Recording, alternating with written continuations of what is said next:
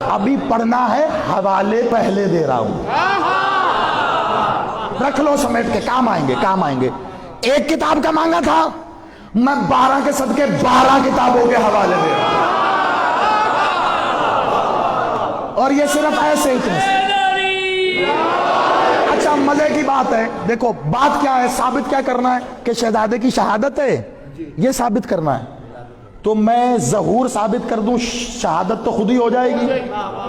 جھگڑا تو اسی بات پہ ہے، عصمت کی عمارت جو گری ہوئی ہے لوگوں کی غلط روایتوں کی وجہ سے، وہ اسی لیے ہے نا کہ شکم مادر سے منسوب کرتے ہیں، جبکہ یہ صریحاً غلط ہے معصوم کا، کیونکہ ظہور ہے، ہم تو اسی بات کے قائل ہیں۔ تو چلو پھر ایک لمحے جلدی سے سن لو، میں اہل تشیع کتابوں کے حوالے دوں تو بات تو اہل تشیع کتابوں کے حوالے دے دی، مزہ تو تب آئے گا جب اس روایت کا حوالہ ہو اور کتابیں ہوں اہل سنت کی۔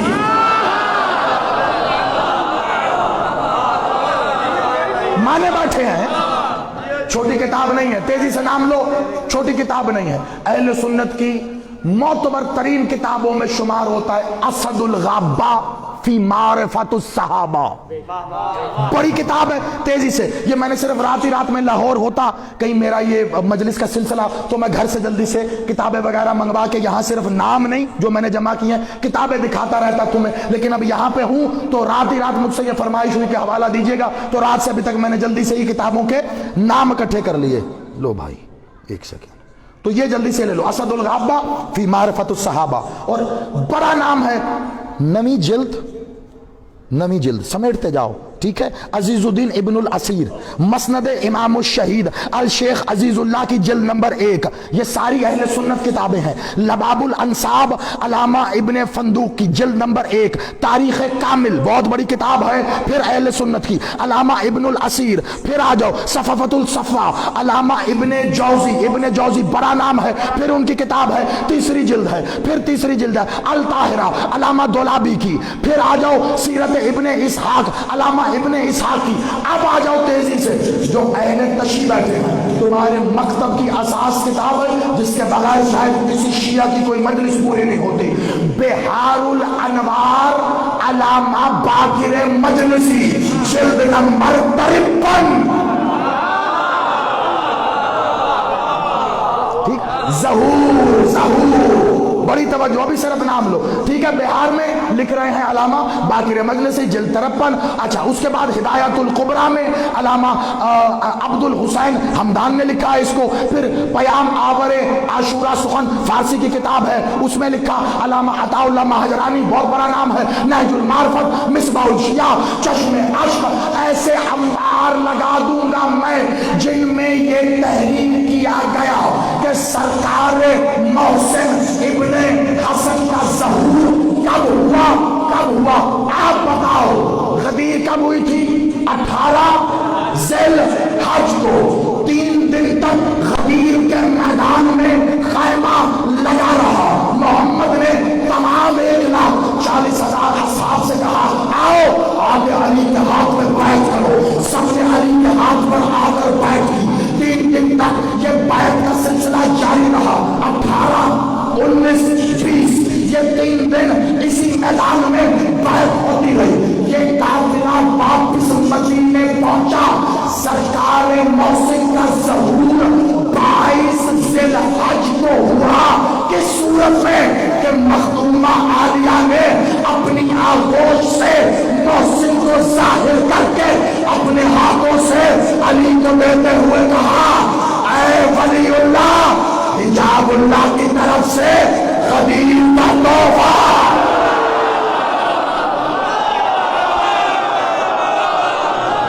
ہاں بی بی نے دیا، محسن بادشاہ غدیر کا تحفہ تھے، حجاب اللہ سے ظاہر ہو کر ولی اللہ کے لیے غدیر کے تحفے کے طور پر دیا گیا۔ بادشاہ کا ظہور ہے 22 ذی الحج، اس میں چند کتابیں جنہوں نے 24 بھی لکھا ہے، لیکن زیادہ جو مستند ہیں وہ کہتی 22 ذی الحج کو بادشاہ محسن کا ظہور ہوا۔ مشبر مخدومہ کا ایک اسم معلی ہے، حسن اور حسین کو ملا کے نام رکھتے ہو نا، کیا کہتے ہو؟ تو اب آپ کہیں گے جی ایک نقطہ تو یہ بھی رہ گیا، میرے جانے کے بعد آپ کے ذہن میں آئے، مجھے پتا اس لیے پہلے جواب دے رہا ہوں کہ حسن و حسین کو ملا کے تو حسنین ہے، آپ کہہ رہے ہیں تیسرے شہزادے نے ظہور کیا، تو پھر تیسرے کو ملائیں گے تو کیا ہوا؟ تاریخ میں نام لکھا ہوا ہے، جب تینوں شہزادوں کا نام ملایا جائے گا حسن، حسین اور محسن، تو بنتا ہے محسنین۔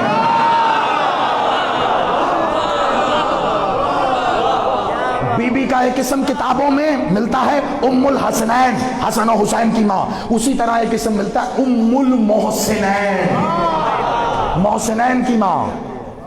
شہزادے کا باقاعدہ ظہور ہے، شہزادے تشریف لائے ویسے ہی جیسے حسن آئے، ویسے ہی جیسے حسین آئے، بالکل ویسے ہی جیسے حسن کے ہاں قاسم آئے۔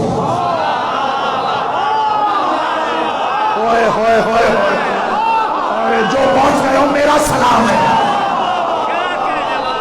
بی بی نے یہی کہا تھا نا کہ مجھے بیٹا چاہیے، تو سرکار حسن نے کیا کہا تھا؟ ایک نور کی چادر تنی کہا جائیے اندر سے لے آئیے۔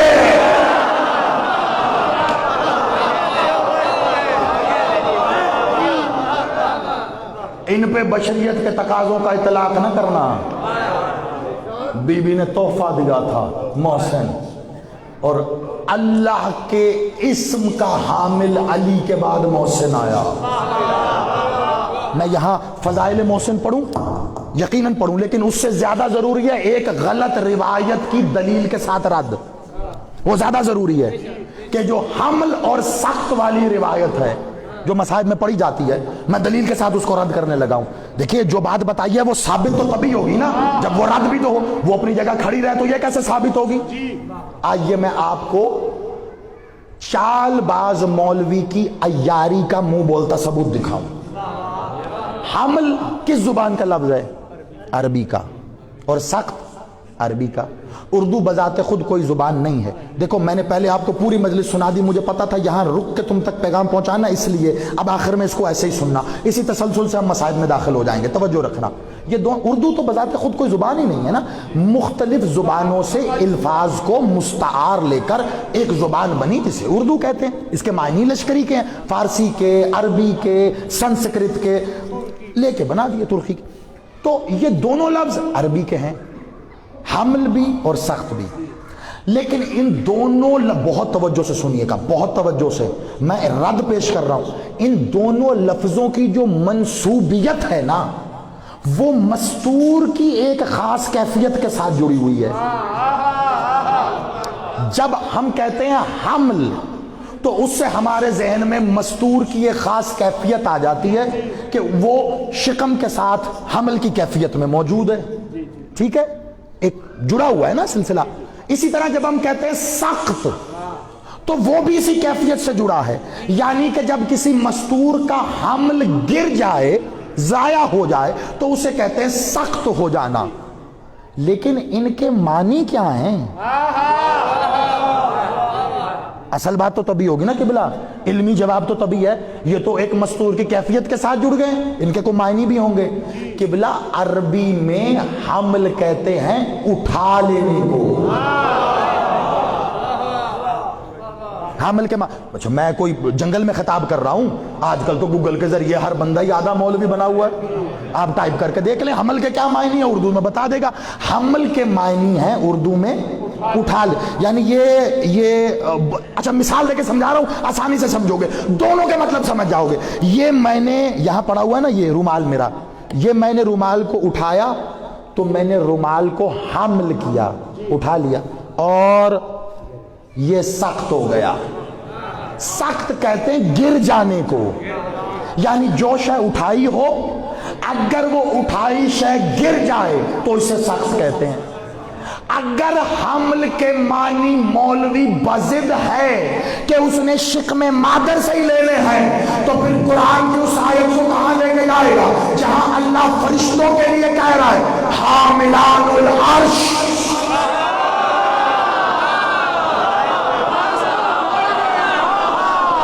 شاباش جی، زندہ باد، جیو سیدہ سلامت رکھے،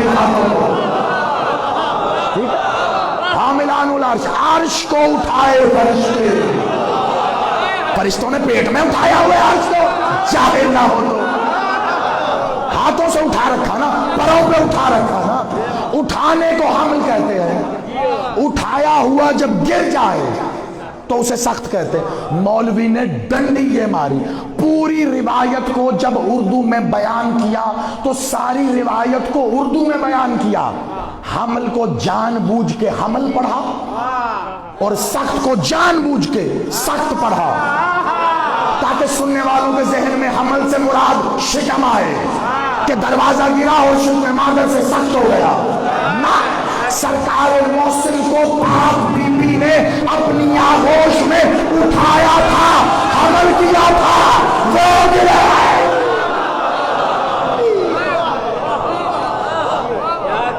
यहां पे उठा रखा था, आगोश मादर में थे। बादशाह सरकार ने जब मस्जिद नबवी की तामीर फरमाई है तो उस मस्जिद नबवी की तामीर में मौला मोहम्मद भी खुद मौजूद थे। तरफैन की रिवायत कहती बादशाह मोहम्मद ने भी खुद मस्जिद की तामीर में हिस्सा लिया। यह बताया आपको आज तक किसी ने कि बादशाह मोहम्मद ने मस्जिद का कौन सा हिस्सा बनाया? तमाम असहाब ने दीवारें खड़ी की, छत खड़ी की, अलग अलग सहन बनाए, अलग अलग। बादशाह मोहम्मद ने क्या बनाया? मस्जिद में एक होती है मेहराब, ये मस्जिद अब या नमाज होती है ना, ये मेहराब कहाँ? जहां पेश नमाज खड़े होके जमात करवाता है उसे बोलते हैं मेहराब। मालिक मोहम्मद ने मस्जिद नबवी की मेहराब तामीर की थी अपने हाथों से। वो जो मेहराब तामीर की थी आज के दौर में, उसी वक्त में, उसके बाद उस मेहराब का एक नाम रखा गया था। उसे आप तो मेहराब कहते हैं ना, लेकिन उसे मेहराब नहीं कहते थे, उसका नाम खुद मौला मोहम्मद ने रखा। जानते हैं क्या? आज भी वो जगह मौजूद है, उसी नाम से मौजूद है। मालिक मोहम्मद ने वो जगह तामीर करने के बाद उसे नाम दिया रियाजुल जन्ना। रियाजुल जन्ना के मायने जन्नत का बाग, जन्नत का टुकड़ा, रियाजुल जन्ना। ये जो रियाजुल जन्ना है ये मालिक मोहम्मद के हाथ का तामीर किया हुआ है। जमाना परेशान रहा इस वक्त तक कि बादशाह मोहम्मद ने पूरी मस्जिद नबवी में से सिर्फ इसी हिस्से को क्यों तामीर किया। लोग यही समझते रहे शायद इसलिए कि बादशाह मोहम्मद ने यहाँ खड़े होकर इमामत करवानी थी, अस्सलात ने सलात कायम करवानी थी, इसलिए यहाँ खड़े होकर मेरे बादशाह ने वो तामीर किया। लेकिन राज कब खुला? राज खुला जब सरकार मोहसिन की शहादत हुई है। क्यों? क्योंकि सरकार मोहसिन की तदफीन इसी रियाजुल जन्ना में हुई है। आखिरी जवाब भी दे दिया मैंने आपको, क्योंकि ये मेरे गले पे कर्ज था। और तदफीन किसने की है? मौला हुसैन ने।